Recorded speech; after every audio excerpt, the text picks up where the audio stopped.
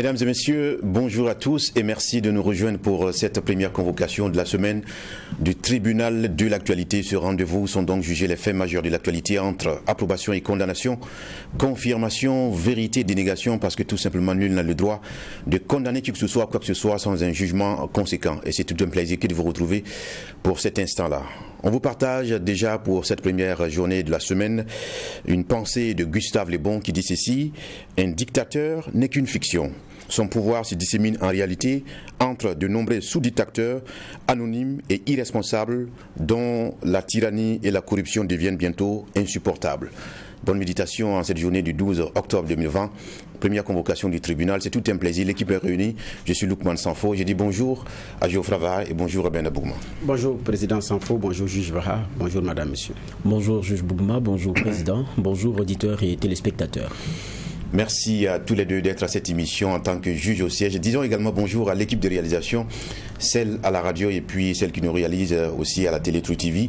Et merci à vous qui nous faites l'amitié de nous suivre de lundi au vendredi à partir de 8h pour les versions directes, sans oublier les versions rediffusées. À la télé, c'est 21h30 et 22h pour les versions rediffusées. Alors, ce matin, l'actualité, encore une fois, nous interpelle. On va s'intéresser en premier lieu au dernier rapport du sondage sur l'état de la corruption au Burkina Faso au titre de l'année 2019, puisqu'un rapport a été présenté par le Réseau national de lutte anticorruption RELAC, c'était vendredi dernier, et nous allons y porter un jugement sur les résultats, parce qu'il faut déjà noter qu'il y a 4 corps militaires et paramilitaires qui se disputent donc le top 5 des services les plus corrompus au Burkina Faso, avec bien entendu la DGTTM.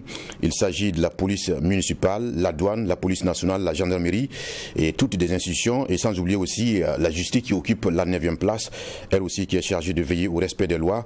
Alors, le rapport a été présenté, nous allons porter un jugement, puisque déjà on entend des acteurs au niveau de la police qui s'y reconnaissent pas dans ce rapport. Et puis on parlera de l'actualité ivoirienne, puisque vous savez aussi que l'opposition ivoirienne a organisé ce samedi 10 octobre 2020 un grand meeting au stade Félix Houphouët-Boigny, ici donc au plateau Abidjan. Et il s'agit en tout cas pour le PDCI de Henri Konan Bédié et ses alliés de dire non à la candidature du président sortant Alassane Dramane Ouattara. On va y porter un jugement avec les informations que nous avons à notre portée. On va certainement les partager à cette émission, les tribunaux de l'actualité. Voici ce qui est de 2 sujets enrôlés. Juste après la virgule, les avant-propos avec les juges au siège.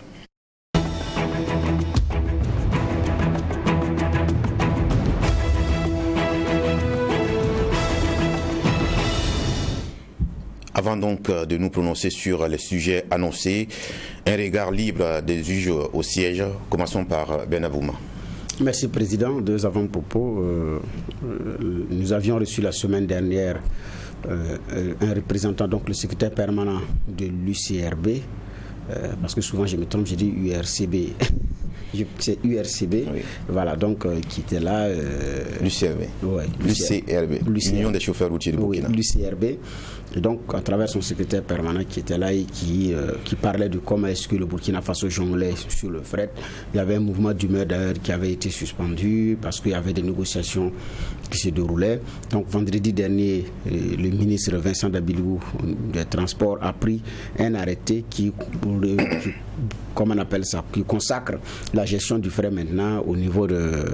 ça va être fait maintenant par le CBC, le Conseil burkinabé des chargeurs. Et pour le ministre, c'est quand Feu Oumarou Kanazo dirigeait d'ailleurs le CBC qu'il a demandé de confier la gestion du fret à l'OTRAF. En ce moment, il n'y avait qu'une seule organisation, c'était l'OTRAF qui gérait tout le monde, chacun trouvait son compte. Mais il dit aujourd'hui, on a entre 19 et 22 syndicats qui sont nés après. Pour mettre une fêtière unique, ça n'a pas marché. Vous avez la fêtière, puis vous avez un haut conseil à côté également. Donc, ce n'est pas des choses qui facilitent également la résolution du problème. Et le ministre a dit, tant qu'il n'y aura qu'une seule, il y aura 2 fêtières, ça va être ainsi, c'est CBC qui va gérer. Déjà, il y a des mécontents. Là aussi, c'est normal, parce que selon le ministre, comme c'est le CBC qui va faire, il y aura de la transparence. Et ceux qui gagnaient leur pain à travers certainement ce circuit, il y aura des mécontents. Là, au moins, c'est clair. Maintenant, qui a intérêt à ce que le CBC ne gère pas le fret? Qui n'est pas content et pourquoi? Peut-être que d'ici là, on le saura. Ceux qui ne sont pas contents vont sortir pour dire pourquoi ils sont mécontents que ce soit le CBC qui gère le fret. Parce que les organisations parlent, mais le CBC reste muet dans cette affaire. Et à chaque fois qu'il y a un invité, la traditionnelle question revient. Mais que dit le CBC dans cette affaire? D'ailleurs, pour le secrétaire permanent, il appartenait d'ailleurs au CBC de s'occuper du fret. Donc je pense que c'est acté. Il reste maintenant effectivement à faire les choses dans la transparence pour que cela ne soit pas aussi le gagne-pain quotidien de personnes qui n'ont rien à voir et qui trouvent leur compte et qui bloquent également la machine à un moment donné. Espérons également que cela va contribuer à entraîner maintenant une baisse des tensions. Et puis voilà. Mais comme il y a déjà des mécontents, on attendra de voir la suite par rapport à une telle affaire. Donc c'est vraiment une note d'espoir. Et on pensera que ça va être derrière nous les grèves à répétition où il faut payer le litre de carburant à 2500 ou même au-delà. Second avant-propos, juste avant de commencer l'émission, nous avons eu l'information que M. Simon-Pierre Nikiema, connu sous le nom de Briga, donc de la célèbre série Le Commissariat de Tampi, a tiré sa révérence. Et donc c'est une pensée spéciale à lui et à sa famille. Et en tout cas, c'est l'homme qui concluait toujours les séries en disant avec son rire ici au commissariat de Tampi, tout finit par se savoir. Donc que Dieu lui accorde le repos éternel et console sa famille et beaucoup de courage à sa famille biologique et à sa famille artistique, parce que c'est un homme de théâtre qui a aussi fondé une troupe, la première du genre au niveau du Ouagadougou. Donc c'est sur cette note-là que je termine en souhaitant à tout un chacun, toute une chacune une très bonne semaine et un très bon lundi. C'est vrai que ça s'apparente à une note triste, mais on est plein de fierté parce que ça a été un artiste plein, il nous a beaucoup divertis. Et en 2019, il a eu le Sotigui d'honneur qui consacre toute sa carrière. Et ce qu'il faut également dire, c'est qu'en Afrique, les morts ne sont pas morts, ils sont dans la rivière, dans l'eau qui coule ou dans le bois. Donc il a juste changé de pièce. Merci à vous. Geoffroy Var. Oui, merci Président. Mon avant-propos va concerner le Mali avec cette visite hier du président Ghanéen Nana Akufo-Addo, qui est président en exercice de la CEDEAO. Une visite qui est très intéressante parce qu'elle est intervenue quand même 4 jours après la levée des sanctions de la CEDEAO sur ce pays. Et je pense que ça montre aussi la nouvelle dynamique et l'œil plus bienveillant que la CEDEAO a sur la façon dont les choses se déroulent là-bas. Et il y a cependant un petit point qui reste encore en suspens, c'est la question de la junte qui devrait elle-même à travers son vocable CNSP disparaître. Je pense que c'est le petit bémol qui reste encore, mais pour le reste je crois qu'il y a eu en tout cas des améliorations et c'est pour le bonheur donc de ce pays-là. Je dis, le plus important c'est de passer à autre chose et on a vu aussi un président ghanéen, quoi qu'on dise, poser et puis c'est un peu loin, on dira comme ça, des premiers discours qu'on entendait qui étaient très virulents avec les menaces et tout d'embargo sur le pays. Donc on est passé pour moi à une autre étape et ça c'est une bonne chose. Pour rester toujours sur la question du Mali, on a eu la libération des otages et puis on a les quelques témoignages qui donnent un certain nombre d'éléments d'espoir par moment et puis aussi d'inquiétude. Je vais parler d'abord des espoirs parce qu'on a Petronet qui a donné aussi dans son témoignage quelques éléments qui sont intéressants pour quelqu'un qu'on a connu ici, Elliot, qui depuis plusieurs mois années aux mains des terroristes et donc on sait maintenant que c'est aux mains de ces mêmes ravisseurs là que se trouvait Elliot à un moment, parce qu'elle dit au début de sa captivité donc avoir passé un bon temps avec Elliot et elle raconte cela. Mais le problème c'est que c'est quelqu'un aussi, quand on parle de Petronet, qui est resté 4 ans aux mains de ces ravisseurs. Donc ça veut dire qu'on a là une nouvelle qui date quand même, mais je pense que c'est au moins cet espoir là qu'on a que peut-être qu'un jour on aura le bonheur de voir ce monsieur là qui quittera les mains de ces geôliers et c'est un espoir qu'on pourrait nourrir. Maintenant il y a beaucoup de choses dans tout ce qui se raconte.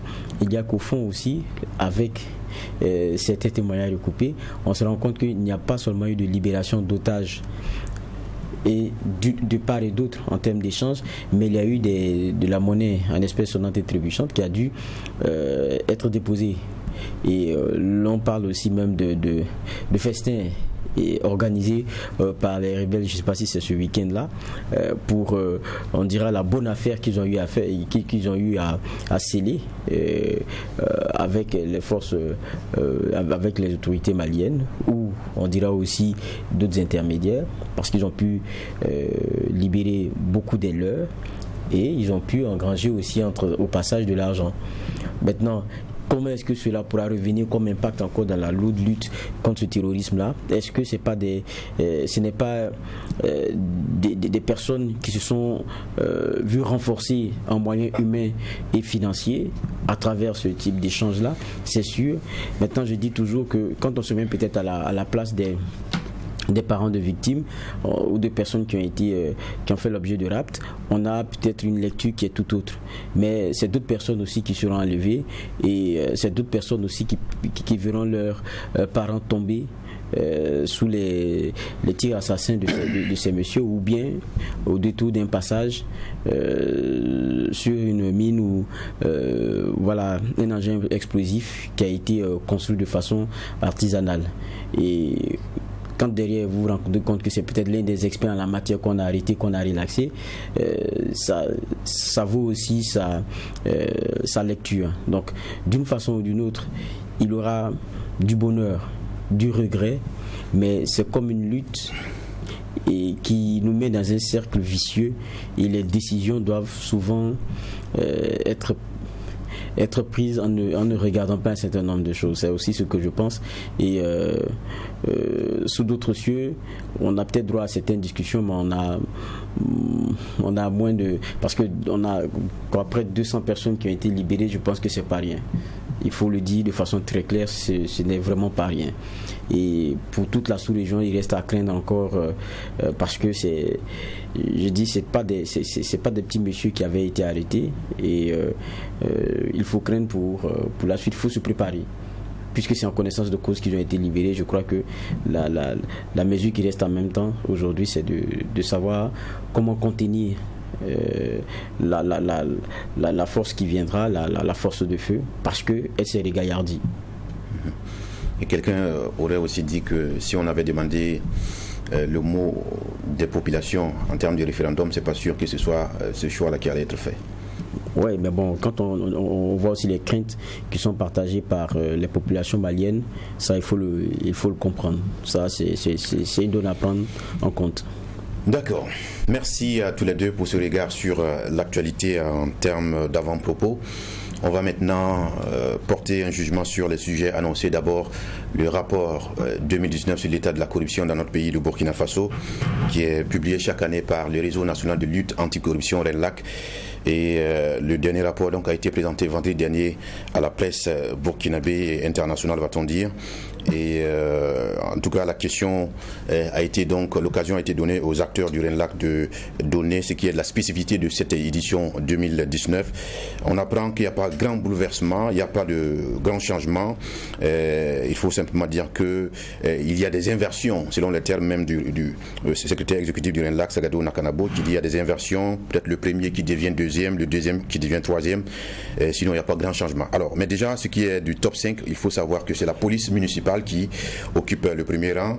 Elle était deuxième en 2018, la douane deuxième qui était première en 2018, la police nationale qui est troisième, la DGTTM qui est quatrième pardon, mais qui était cinquième en 2018, et enfin la gendarmerie cinquième qui était quatrième en 2018. Quel est le regard qu'on peut porter sur ce rapport qui a été publié? Et vous savez aussi que traditionnellement, à chaque publication du rapport du RENLAC, nous les recevons sur ce plateau pour en parler, mais aujourd'hui on a décidé de faire autrement, en portant un jugement qui englobe même l'action du RENLAC dans la lutte contre la corruption au Burkina Faso. Ben Abougma, déjà pour commencer, pour ce qui est de ce réseau-là, le réseau national de lutte anticorruption RENLAC, est-ce que c'est une institution, un organe qui jouit d'année en année d'une crédibilité, ou bien ses limites objectives font de ce réseau-là, en tout cas, un organe qui perd de plus en plus d'attention au regard des yeux des Burkinabés, on va attendre. Non, perdre d'attention, ce n'est pas la qualité du travail qui fait perdre l'attention, c'est la suite donnée au travail. Et je dis, parce que dans l'histoire du RENLAC, je ne connais pas quelqu'un qui s'est plaint en disant qu'il a été cité à tort et qui demandent réparation avec un procès en bonne et due forme. Du reste, il y a aussi ces personnes-là aussi qui contactent le RENLAC pour un travail, donc pour dénoncer des faits de corruption. Et quand le RENLAC creuse, il est arrivé que par moment, c'est parce que le partage du gâteau ne s'est même pas bien passé. Sinon, monsieur ou madame est même complice de la situation. Mais comme à l'arrivée, ce qui était espéré n'a pas marché, donc rapidement on trahit les autres et on veut se croire monsieur blanc ou monsieur propre. Donc il y a eu ces cas aussi où le RENLAC est arrivé également à déceler. Et il y a aussi des cas de pièges qui ont été tendus. Mais la vérité où la réalité des faits a fini par triompher. Donc il y a cette réalité-là qu'il faut prendre en compte. Donc une organisation, chaque année effectivement, qui livre son rapport avec un contenu, parfois apprécié, parfois négligé, ou parfois ridiculisé, comme Blaise Compaoré d'ailleurs l'avait dit, quand le RENLAC parlait de l'état de corruption et de comment est-ce que les choses allaient au niveau du Burkina. Blaise avait un jour dit, quand on parlait de la corruption, qu'il n'y avait pas d'une organisation sérieuse au plan international qui ait suffisamment épinglé le Burkina par rapport à ces questions de corruption. Et donc, autrement dit, le chien aboie, la caravane passe. Et puis, il n'y avait rien à cirer. Peut-être que le RENLAC racontait des clous, mais ce qui est curieux, c'est qu'il y avait des personnalités physiques et morales qui avaient été nommément citées et qui ne s'en sont pas plaintes. Et le chef de l'État aussi dans son entourage immédiat qui a vu des gens épinglés en son temps n'a rien dit. Alors, mais pourquoi il a tenu de tels propos, l'on ne sait pas. Peut-être qu'on n'a pas confiance aussi à l'expertise interne, mais suffisamment confiance à l'expertise internationale. Alors que les faits sont clairs, Blaise Compaoré le savait. Je le dis parce que quand Norbert Zongo aussi fouillait et trouvait, il disait d'aller vérifier si c'est exact, arrêtez-le. Si c'est faux, arrêtez-le, mais si c'est exact, laissez-le tranquille. Les émissaires venaient dire, monsieur le président, malheureusement, c'est vrai. Ce que Norbert a dit dans son journal, c'est vrai.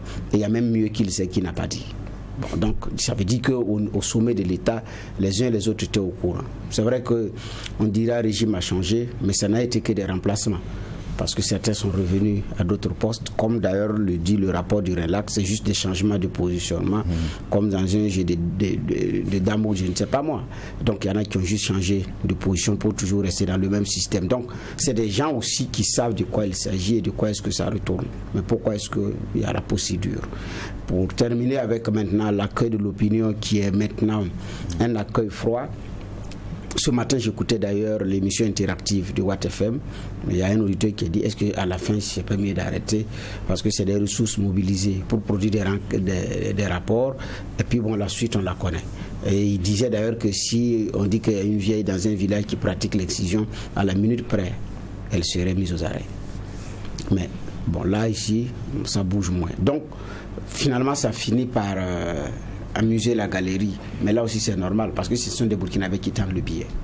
Le policier, le gendarme ou je sais pas moi tel agent public, il n'a pas mis la main à la poche pour prendre les sous. Il n'a pas ouvert le sac d'une dame pour récupérer les sous. C'est des Burkinabés qui les ont glissés dans leurs mains. Et c'est eux d'ailleurs parfois qui prennent l'initiative. Je dis, est-ce qu'on ne peut pas s'arranger? Je veux que vous accélériez, on pourra voir ce qu'on peut faire. De toute façon, entre nous, on peut voir ce qu'on peut. Voilà. Donc, et la plupart des cas, c'est l'usager d'ailleurs qui tend le billet. Parce que quand vous êtes pris au feu, c'est l'usager qui appelle un gourou pour venir intervenir, ou c'est l'usager qui dit, écoutez, est-ce qu'on peut payer sur place? Ça commence comme ça. On dit, oui, mais il n'y a pas de quittance. Il dit, il n'y a pas de problème. Non, il n'y a pas de problème. Donc, causer avec les agents, c'est ce qu'ils vous disent. Donc en réalité aussi, le Burkinabé ne peut pas avoir un autre accueil parce qu'ils s'en accommodent, parce que c'est eux qui tendent le billet, parce que s'il y a un corrompu, il y a un corrupteur. Donc il faut regarder les deux et sanctionner les deux. Et donc qu'une police municipale soit en tête du peloton, c'est normal. Parce que le Burkinabé ne respecte pas le feu tricolore et le policier, il est là. Pour les questions d'assainissement, le policier, il est là. Et quand il est pris, son geste, ce n'est pas de chercher à savoir qui peut venir m'aider à retrouver mon service ou mon domicile et puis aller régler demain. C'est comment je vais faire pour glisser un billet puis quitter ici. C'est ce qui l'intéresse. Donc, et vous voyez, c'est la police nationale, la police municipale, parce que c'est le contrôle routier. C'est le contrôle routier et c'est le quotidien. Donc l'autre aspect aussi, c'est que ces agents aussi ont plus ou moins labellisé, si vous me permettez le mot, la pratique. Comme l'a dit le secrétaire permanent de l'UCRB la semaine dernière, il a été clair. Il dit il y a des postes qui ne devraient même pas contrôler des papiers, qui contrôlent les papiers, mais ils ne regardent même pas le papier, c'est le billet qui est à l'intérieur qui l'intéresse. C'est 500 francs, c'est 1000 francs. Ils s'en sont plein fatigués. Une police de police a été créée, mais là aussi la machine est tellement huilée que c'est très difficile. Et ceux qui s'hasardent à dire je ne vais pas payer parce que je suis en règle, la dissuasion qui va venir, ce qu'ils vont vous faire, prochainement vous n'aurez même pas envie de ne pas dire je suis en règle, je ne vais pas payer. Parce qu'ils vont trouver quelque chose, même s'il n'y a rien à cirer. Donc la réalité aussi, elle est là. Donc il y a la responsabilité du citoyen, la responsabilité des agents. Même à côté, il y a une autorité qui a croisé les bras et qui laisse faire tous les deux. Juge Vara, c'est vrai que c'est une perception, mais en même temps, ça se veut être une traduction de la réalité qui se constate sur le terrain au niveau du Burkina Faso. Quand vous regardez les institutions qui sont donc en lutte contre la corruption, il n'y a pas que le RENLAC, on le sait, même les journalistes font aussi ce type de sondage sur ces perceptions, la mentalité des citoyens sur cette question précise.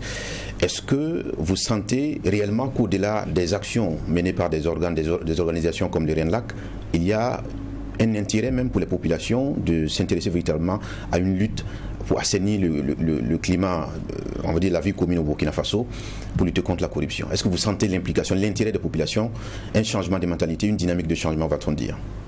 Bon, le problème dans la question que vous posez, c'est que la corruption, il n'y a pas un camp qui est blanc ou je ne sais pas moi, et qui doit regarder ou contrôler les actions de notre camp. Non. Vous parlez du citoyen. Quand on parle de corruption, ça le concerne en tant qu'acteur possible. Selon qu'il est demandeur, selon qu'il est, il est celui qui offre le service, ou quelquefois la cible, selon qu'il est demandeur du service. Et ça peut changer sa position selon qu'on aille le trouver au service ou bien que ce soit lui qu'on ait arrêté sur la route. Donc je veux dire que vous posez la question sur ce que devrait être l'engagement de certaines personnes qui pourraient être elles aussi au cœur du problème et donc du phénomène. Donc ça rend la chose un peu plus complexe. Mais pour moi c'est pas ça le problème. Est-ce parce que la question de corruption aujourd'hui dans les dénonciations qui sont faites, ou bien comme partage par exemple le RENLAC la perception de son ampleur, cela ne dérange pas outre mesure, donc il faut arrêter? Moi je ne crois pas. Bien au contraire, il faut continuer. Ce n'est pas que ça ne dérange pas, ça dérange parce que à chaque fois qu'il y a le classement qui sort, les services qui sont incriminés sont les premiers à tirer à bleu rouge sur le RENLAC pour dire non, on n'est pas d'accord avec votre rapport. Mais pourquoi disent-ils qu'ils ne sont pas d'accord avec le rapport? Si ça importait si peu, c'est parce que ça les dérange. Le moins qu'on puisse faire, c'est déranger les acteurs de corruption. Se taire, c'est les mettre à l'aise. Et puis, qui ne dit rien, consent. Maintenant, je crois aussi, et c'est ce qui est intéressant, lorsque le rapport était publié, il y a Marius Brigade de la CLC qui était présent. Des choses qui peuvent souvent enclencher certaines procédures en la matière. Et ça, c'est intéressant. Et puis, n'oublions pas que quand on parle du RENLAC, le ministre qui a été déposé il n'y a pas si longtemps, regardez bien, le RENLAC est pour beaucoup. Et il y a beaucoup d'actions comme ça qui sont en train d'être menées. Et pour moi, ça, c'est important. Donc, les structures comme le RENLAC sont à encourager plutôt qu'à décourager, simplement. Bon, si vous découragez, c'est que ce sont des structures qui vous mettent mal à l'aise. Donc, on va bien regarder sur vous. Si la lutte contre la corruption ou bien les dénonciations pour les actes de corruption vous dérangent, vous êtes qui? Il faut bien regarder.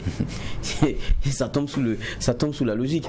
Maintenant, on peut se poser la question, comment est-ce que dans les missions qui sont celles du RENLAC, on peut permettre qu'il y ait un meilleur impact? Ça, pour moi, ça c'est un autre débat. Mais pour l'instant, je pense qu'ils sont dans leur rôle et le rapport qui est fait chaque année dérange effectivement ceux qui sont le plus souvent cités. Et puis, c'est pas le RENLAC qui le dit. Est-ce que ça ne dérange pas l'instant seulement d'une publication ou d'une actualité médiatique et après, comme dirait quelqu'un, vous pensez que si demain, c'est plutôt la presse qui se retrouve être en tête, on ne sera pas dérangé? jusqu'à ce qu'on ait un prochain rapport qui change la donne, ou bien qu'à chaque fois qu'on soit quelque part, on ne soit pas questionné sur le sujet. Bon, mais vous les journalistes, il paraît que maintenant c'est vous les plus corrompus. Ça dérange, c'est une réalité. Et je crois que ça a son impact. Et le problème, c'est que ce n'est pas le RENLAC qui dit que vous êtes les premiers. C'est les Burkinabés qui disent que vous êtes les premiers. Parce que quand vous regardez le rapport du RENLAC, c'est 2000 personnes qui ont été interrogées en gros, et vous verrez que elles font la stratification de leur perception des corrupteurs. Et les enquêtés s'accordent à dire que c'est celui-là qui est le premier. En fait, voilà pourquoi nous disons qu'il est le premier. Parce que c'est ce qui ressort aussi dans le rapport. On ne dit pas seulement que vous êtes le plus corrompu, mais on dit quelles sont les niches dans lesquelles on trouve votre facteur de corruption. Et je pense que quand vous allez lire, par exemple,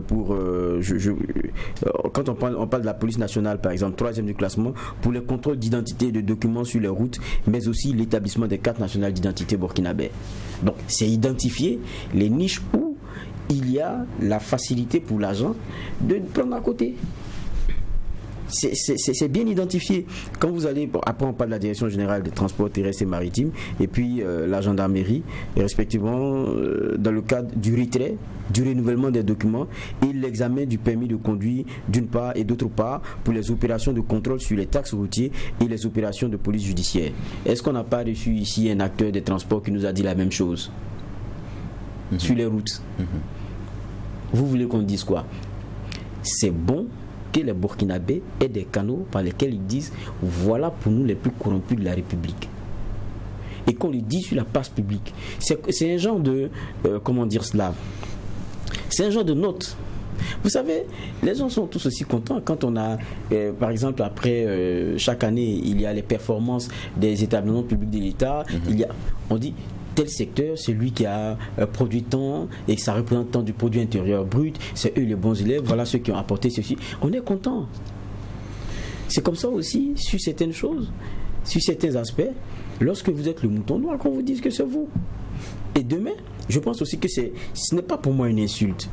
Et puis ce n'est pas à prendre, comment dire ça, de la façon la plus pessimiste qui soit. Je pense que pour ceux qui ont à charge d'organiser et de revoir dans la façon d'opérer pour avoir un service de qualité, ceux qui ont cela à charge devraient comprendre que ce sont des signaux. Et ce sont, comment dire ça, ce sont des domaines d'action qui s'ouvrent à eux pour qu'il y ait une meilleure perception de la qualité du service qu'ils offrent. Et que pour ceux qui sont enclins à tricher, que les voies et moyens soient trouvés pour que dans les secteurs où les niches sont les plus fortes pour ce qui est de la propension à pouvoir faire ce qu'on veut, que cela soit encore plus restreint en regardant un peu plus là-dedans. Pourquoi est-ce que c'est permis ici? Pourquoi est-ce que ici c'est un peu plus facile? Et on mène des réflexions et on essaie de contraindre un peu les gens. C'est de ça qu'il s'agit. Mais quand vous prenez sur vous et vous dites que non, ça c'est de la calomnie, c'est ceci, c'est cela, ah mais écoutez, il y a un problème. On ne peut pas interroger beaucoup de Burkinabés qui soient représentatifs de la masse et que tous conviennent que ce soit votre service là où il y a un problème. Posez-vous d'abord la bonne question au lieu de cracher là-dessus. Je pense que c'est comme ça, quand on veut améliorer les choses, qu'on fonctionne. Maintenant, quand vous êtes mauvais, on ne peut pas vous changer, quoi. Mais je pense que quand vous êtes animé de l'envie de parfaire, c'est toujours normal. Maintenant, n'oublions pas aussi que les services qui sont cités, ça c'est une réalité. On va revenir sur ces classements. Non, mais c'est ceux qui ont, c'est les services où les agents ont le contact avec la population, mais pas seulement que. Vous savez, ça c'est en économie, c'est une règle. Là où le public et le privé se rencontrent, c'est là où il y a la facilité de négocier. Et négocier quoi? Tu dois payer ceci, non je ne peux pas, s'il te plaît, aide-moi. C'est de ça qu'il s'agit. Ou bien tu as fait ceci, non chef, vraiment, je suis désolé, moi je reconnais. Tenez ça. Non, c'est pas de la corruption. Hein. Non, ça je vous donne ça parce que je sais que vous êtes gentil. Mais c'est de quelle gentillesse vous parlez? En fait, c'est là. Maintenant, quelqu'un qui est dans son bureau qui tape, comment dire ça, de la paperasse du matin au soir, qui ne voit même pas quelqu'un passer. Son rôle c'est de taper, puis ça va, c'est taper le document. Il va avoir l'argent là-haut. Vous comprenez? Donc ça concerne des secteurs parce qu'il y a un caractère naturel aussi à ça. Mais il faut savoir interroger. C'est comme une excuse que vous êtes en train de donner. C'est pas de l'excuse. Une exposition à la corruption. Non, ça vous ne m'avez pas compris.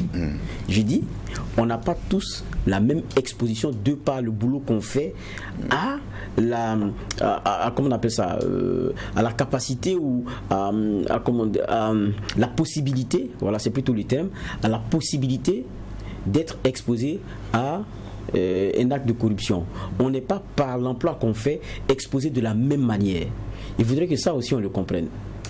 Et c'est pour cela que pour certains emplois où il y a ce contact-là, cela soit plus facile.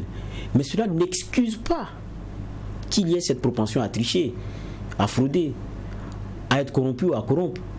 C'est pas ce que j'excuse. Mais j'ai dit, ça peut s'expliquer parce qu'il y a la nature de certains, de certains services qui font que vous êtes au premier rang et vous êtes beaucoup plus exposé à cela. D'accord. Maintenant, cela ne veut pas dire que pour ceux qui sont dans des bureaux, qui sont assis, écoutez, peut-être que c'est lui qui tape, mais c'est le plus corrompu sur le terrain. C'est lui-même qui propose à chaque fois, qui est pressé de donner le premier billet pour passer. Peut-être c'est le tireur de ficelle aussi. Voilà, peut-être c'est lui le corrupteur d'ailleurs.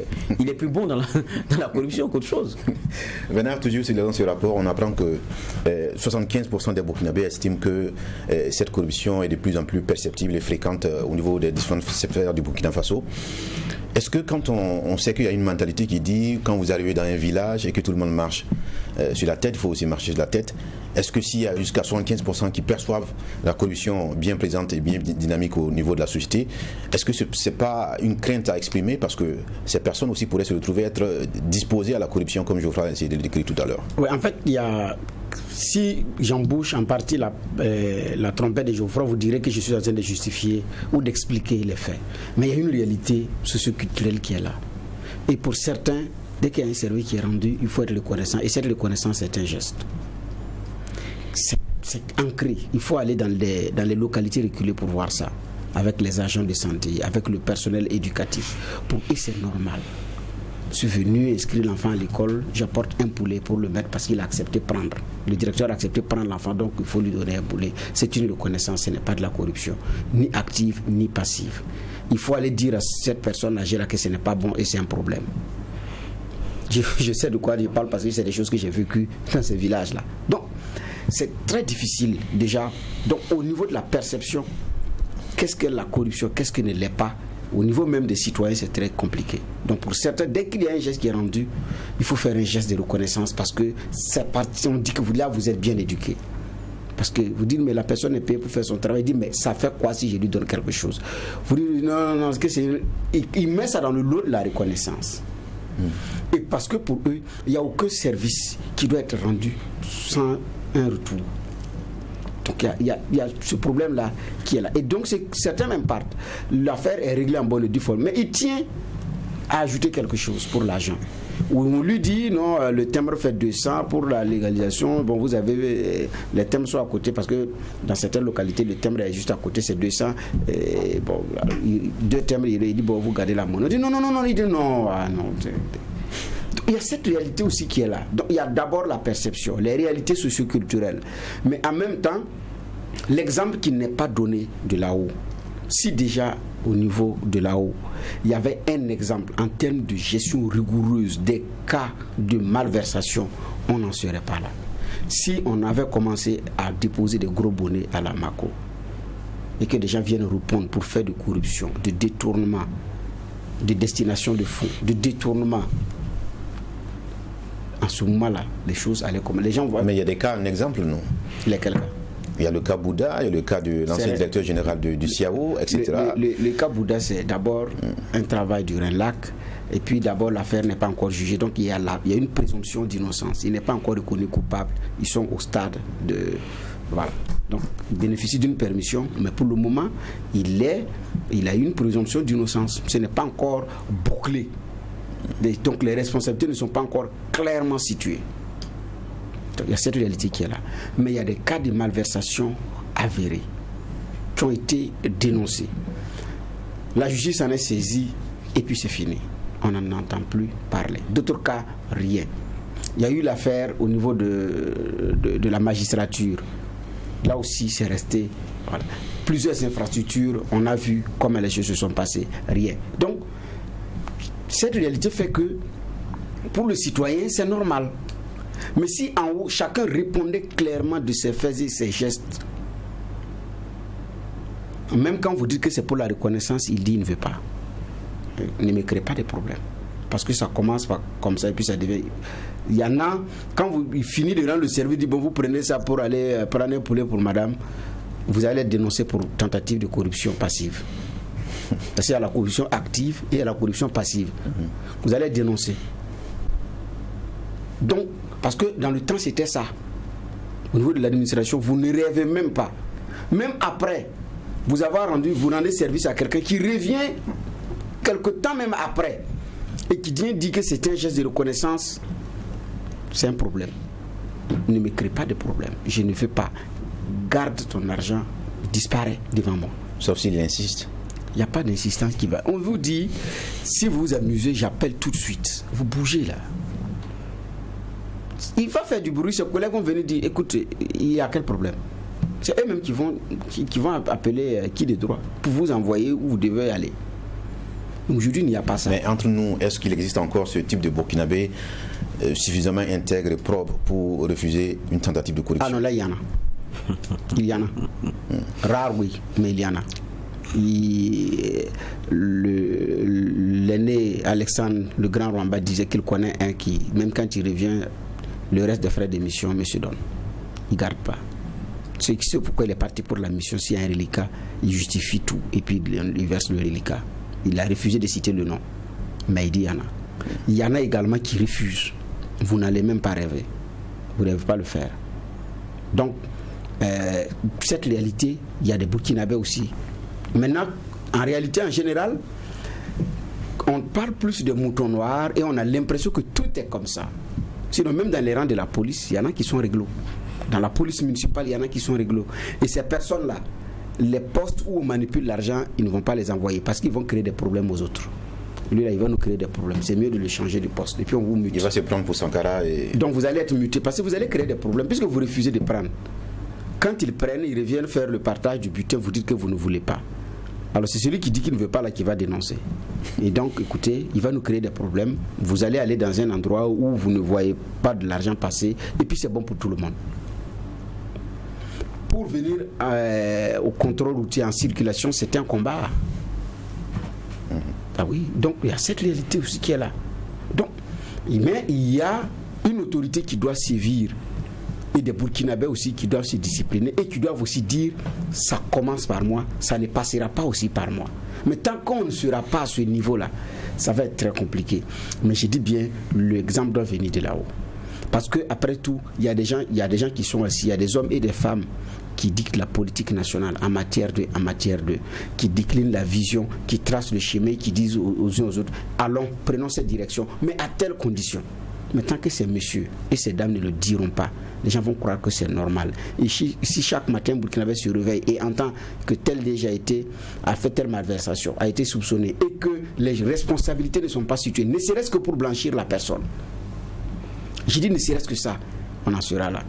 L'ancien ministre, professeur Joseph Paré, ambassadeur du Burkina en France, épinglé dans des cas d'indélicatesse et tout.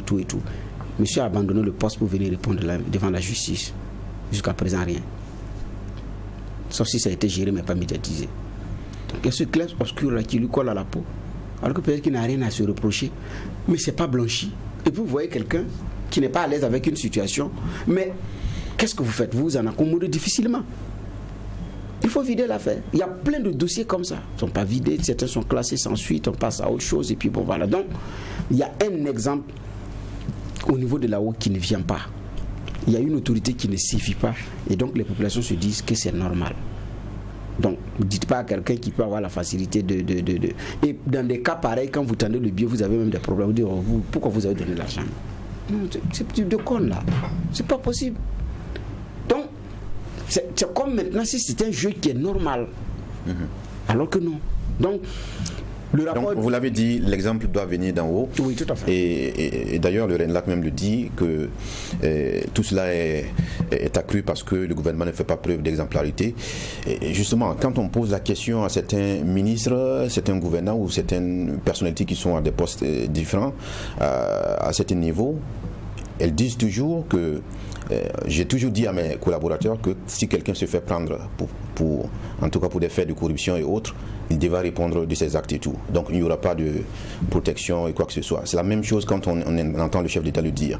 Quand on dit le gouvernement manque d'exemplarité, pour vous, comment vous entendez cela? Est-ce que c'est un manque de volonté? C'est une situation qu'on ne veut pas véritablement combattre? C'est quoi exactement selon vous? Bon, je pense aussi que le même rapport ressort quand même cet élément-là, avec 51,6% des Burkinabés qui pensent qu'il n'y a pas de sanctions vraiment prises qui soient de nature dissuasive pour toute personne qui serait tentée parce que celui qui a été épinglé, lui, a bu le calice jusqu'à la lie pour l'acte qu'il a eu à commettre. Et c'est 51,6% des Burkinabés qui pensent cela. Il n'y a pas assez de sanctions qui sont prises, même pour ceux qu'on a épinglés, parce qu'on s'arrange pour les laisser. C'est la perception que le Burkinabé a par rapport à ces choses-là. Donc, ça veut dire quoi? Il y a vous qui décidez et qui devriez permettre de créer un contexte pour que les personnes qui sont épinglées, la justice puisse suivre son cours les concernant. Et puis il y a même vous qui, dans vos rangs, devrez être capable aussi de lâcher celui qui a été rendu coupable de ceci ou de cela. On ne va pas rappeler ce qui s'était passé à la présidence avec les questions de monnayage d'audience. C'est grave. Vous savez la suite? Bernard Bougma, vous savez la suite? Non. Pas du tout. D'accord. Donc ça, c'est des petits exemples qui devraient donner, qui devraient faire comme tâche d'huile pour dire. Mais à l'époque, on avait dit qu'on avait ouvert une enquête, peut-être qu'elle n'a pas encore abouti. Mais écoutez, quand on vous dit en tout cas, on a eu des rencontres, on a donné des directives pour ne pas que ça se répète. Bon, écoutez, ça veut dire ce que ça veut dire. Mais je veux dire quoi? Il y a des occasions qui donnent, pour moi, qui devraient rester comme tâche d'huile. Et on dira, il y a eu ceci, voilà ce qui a été fait. Même regardez les rapports qui sortent. Vous savez, au départ aussi, la question de la présidence, la gestion même du carburant et autre chose. Beaucoup de choses ont été dites et les rapports qui sont sortis ont montré des cas de détournement. Ça ne veut pas dire qu'on a bouffé forcément l'argent, mais il y a de l'argent qui devrait être affecté à ceci, mais cela n'a pas été fait. Ça a été affecté à autre chose, ce qui n'est pas normal dans ce qu'on a comme principe de gestion. Après, qu'est-ce qui est fait par rapport à cela? On a plein de rapports qui mettent à mal certains services et au haut niveau. Mais qu'est-ce qui est fait par rapport à ça? Maintenant, quand le citoyen lambda, lui, les lit chaque jour, c'est comme de l'éther que vous lui mettez sur la peau pour ce qui est d'une question, la corruption. Lui, ça ne le pique plus. J'ai dit, bon, si à ce niveau-là, chez vous, c'est comme ça passe comme lettre à la poste, mais bon, on va tous faire de la même façon. Il y a des régimes sous lesquels vous ne pouvez pas vous amuser, où le principe de crédibilité et le principe d'intégrité, c'est ce qui vous définit d'abord, parce que vous êtes fier de transpirer ces valeurs-là. Mais parce que ça vient du haut. Vous regardez Sankara, les gens n'aiment pas qu'on cite, mais tu n'es pas bête pour dire que non, tu vas regarder Sankara puis tu vas tricher. Parce que tu sais ce qu'il transpire comme valeur. C'est ça l'exemple. C'est ça l'exemplarité. Vous pouvez reprocher autre chose, mais ça ne sera pas ça. Vous avez parlé d'exposition. Il y a des gens aussi qui estiment que si Sankara était exposé au même titre à la corruption que certains dans des postes stratégiques. Parce que vous pensez que la corruption, ça a été inventé en 2010 ou bien en 2009 ou bien en 2008, ça a toujours existé, d'une façon ou d'une autre. Il a accepté de vivre d'une certaine façon parce que le plus important pour lui, c'était le Burkina, et le Burkina d'abord. Je pense que quand on vient, c'est servir l'État. Et c'est ce qui doit transparaître dans vos actes de tous les jours. Savoir comment est-ce que vous êtes venu, ce que vous laissez, et puis vous partez vaquer à autre chose. Mais quand on a l'impression que la politique, c'est plutôt la passerelle pour passer de rien à tout en un rien de temps, vous voyez, les gens ont du mal à déclarer ce qu'ils ont quand ils viennent en tant que ministre, parce qu'ils ne savent pas quand ils vont partir là, ce qu'ils auront. Donc, il ne faut pas que tu vas commencer à dire des choses et puis après, ça va te prendre à la gorge. C'est ça la vérité. Vous voyez des gens que vous avez côtoyés, ils ont un poste. Demain, revoyez-le, et puis vous diront tous, Moi, non. Si vous voulez demain, moi je m'en vais. Hein. Moi, c'est pas eux qui m'ont rendu riche. Mais on vous a vu aussi quand vous veniez. Il y a des collusions, il y a des choses, c'est clair, on sait comment ça se passe. C'est pas le salaire que vous allez avoir, c'est ce que ça vous permet. Et c'est les questions de marché qu'on se passe et tout, c'est ça qui rend riche. Et si c'est un abus de par la position que vous êtes, c'est ça qui vous a rendu riche. Même si vous avez créé une petite société à côté et vous êtes arrangé pour vous passer les marchés et puis après vous avez ce que vous avez, vous dites que vous êtes un exemple de comment dire ça, d'entrepreneur, mais on sait tous plus ou moins comment ça s'est fait. Donc c'est ça le fond. C'est ça le problème de fond. Mais en définitive, comment peut-on gagner ce combat-là contre la corruption s'il y a des connivences au sommet de l'État, s'il y a au niveau de l'administration des personnes corrompues? Comment, de façon citoyenne, on peut véritablement porter une action forte pour en venir, ne serait-ce qu'en tout cas un certain temps, la lutte contre la corruption? Je crois que les actions que mènent des structures comme le RENAC sont des actions salutaires. Je me rappelle que les responsables disaient même au point de presse que ce qu'ils font, c'est pas contre quelqu'un. Je pense que c'est d'abord pour le Burkina. C'est que dans la posture du Burkinabé, on soit prompt quelquefois à refuser un certain nombre d'éléments, mais aussi d'accepter de dénoncer.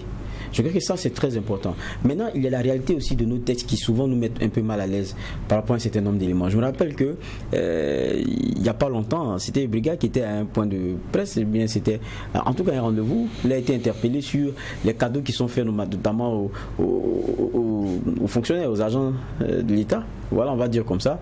Et qui... passer un seuil devrait être déclaré. Et quand vous voyez, c'est 35 000, non? Si ma mémoire est bonne.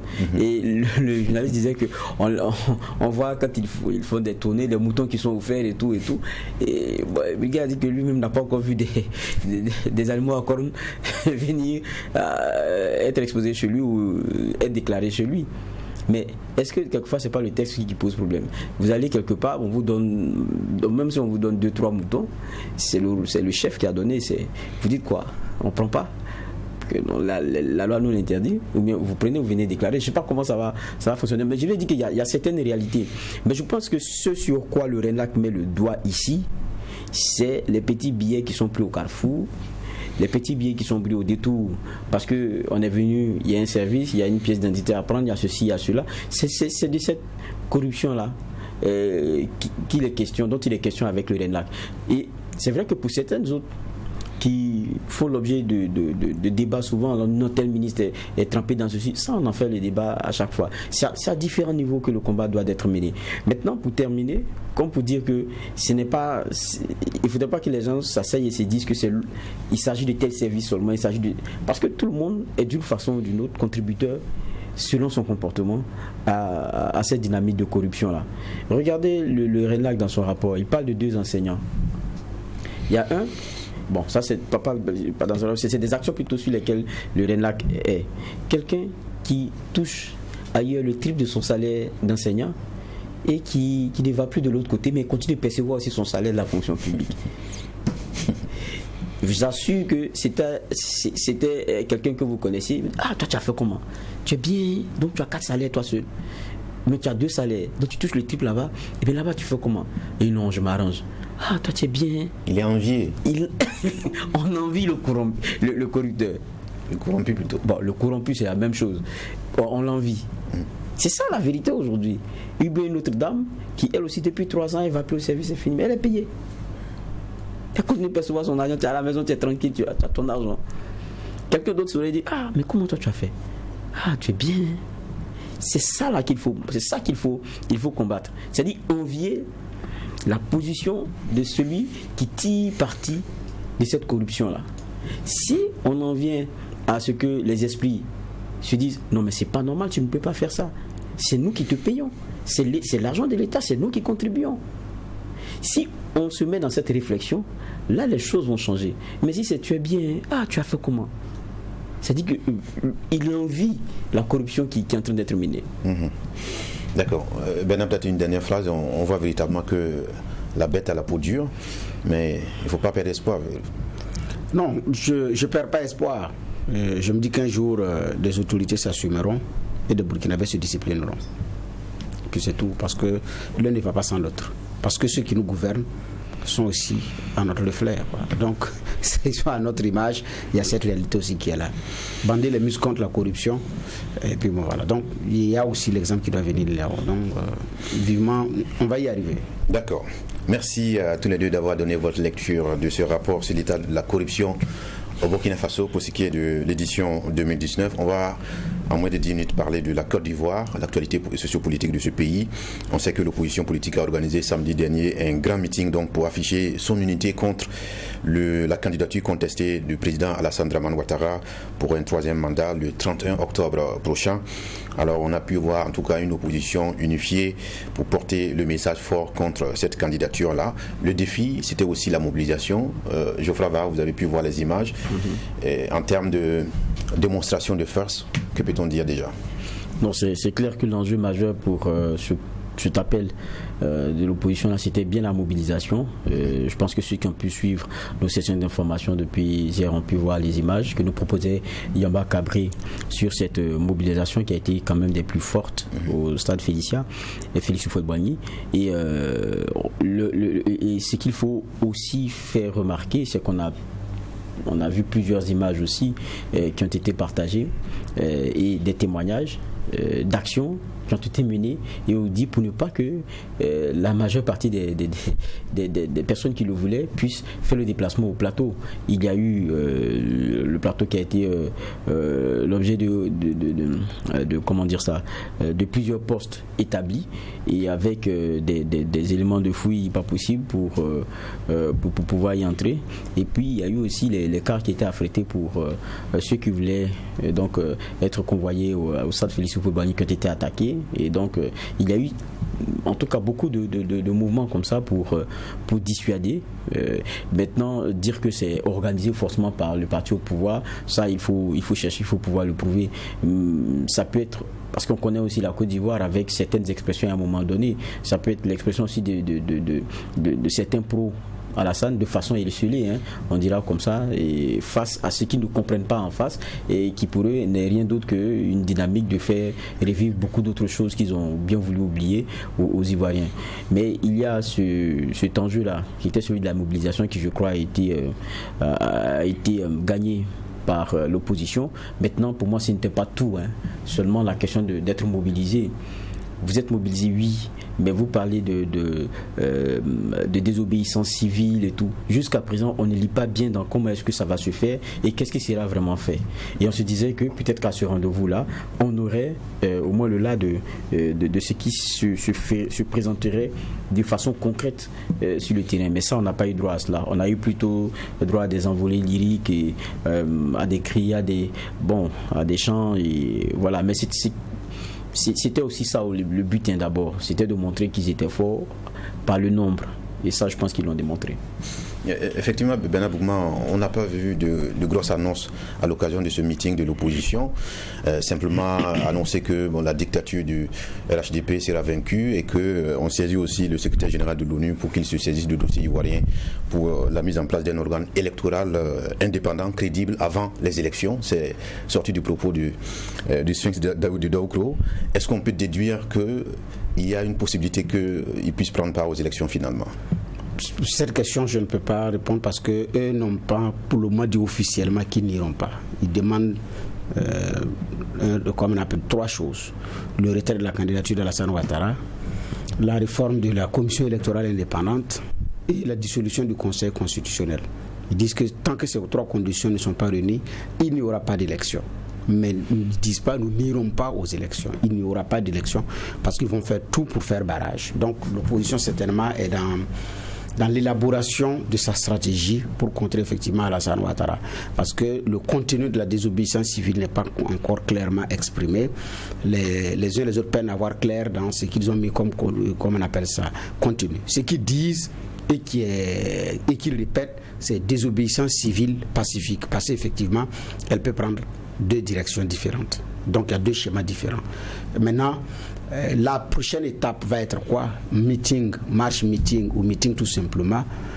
On attend de voir. Mais toujours est-il qu'ayant réussi sa mobilisation, la réaction du pouvoir aussi est attendue par rapport à la suite à donner. Parce qu'il y a plusieurs injonctions. Il y en a qui mènent de façon souterraine des négociations avec Alassane. par rapport à pouvoir accepter arrondir les angles, alors que la présidentielle aussi, c'est presque arrivé. La campagne démarre dans 2 ou 3 jours pratiquement, parce que là-bas c'est 2 semaines. Donc, comment est-ce que Alassane va manœuvrer pour la suite et comment est-ce que l'opposition entend faire barrage à Alassane? C'est dans les jours à venir que nous saurons tout cela. Parce que pour le moment, c'est difficile de voir clair par rapport au jeu. Mais il y a une opposition qui part, en tout cas aujourd'hui, en rang serré contre Alassane. Le tout sauf Alassane a presque réussi. Parce qu'il reste un seul candidat, Kakabe, qui, pour lui, il n'est pas question. Il faut aller aux élections. La machine n'est pas parfaite. Mais il faut y aller et sanctionner Alassane dans les urnes. C'est un langage qui est vrai, mais pour quelqu'un qui détient la machine, arriver à sanctionner la personne dans les urnes, c'est pas aussi évident. Donc il y a cette réalisme-là qu'il faut Merci à vous. On est acculé. On va rendre l'antenne rapidement. Ouais. Merci d'avoir donné votre lecture. On suit la situation de très près avec justement notre correspondant qui nous envoie, en tout cas, le pôle de la situation depuis la Côte d'Ivoire. On reviendra sur la question les prochains jours à cette émission, le tribunal de l'actualité. Prions pour que la paix nous fasse la guerre, que la guerre nous fasse la paix. Au revoir.